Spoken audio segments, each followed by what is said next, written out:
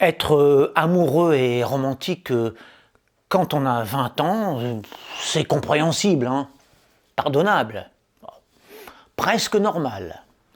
Mais avoir le palpitant qu'il a moi à 50 piges, c'est pitoyable, pathétiquement immature.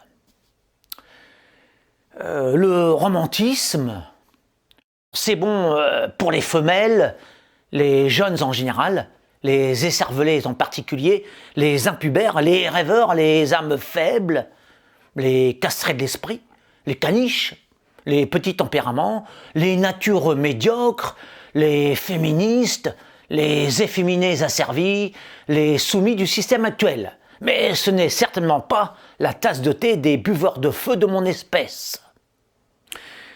Un homme déjà mûr qui se prétend fleur bleue n'est à mes yeux qu'une pauvre larve, une victime du féminisme, le jouet des modes les plus ineptes. La guimauve émotionnelle est une invention d'écouillés, de perdants, d'amants stériles, de verges infécondes, c'est-à-dire d'intarissables bavards, de creux sentimentaux, de futiles rêvasseurs.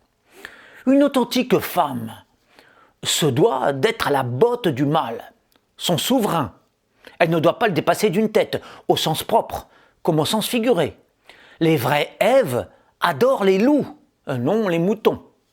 Ah, regardez-les, comme ils se singent tous, ces toutous dominés qui aboient aux semelles des émancipés en se revendiquant cœur sensible.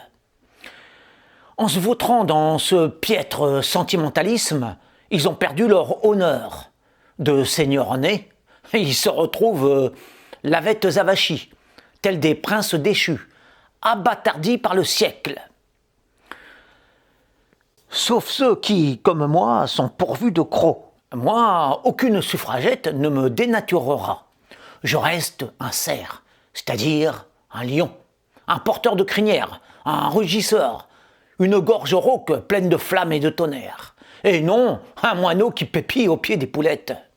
Laissons les flasques émois ces garçonnets quinquagénaires, vieux idéalistes du sexe, se prenant pour les rois du monde sous prétexte qu'ils courbent l'échine sous les déviations en vogue. Et soyons nous les machos, nous les dominateurs, nous les véritables enfants de Zeus, dignes de nos hauteurs congénitales.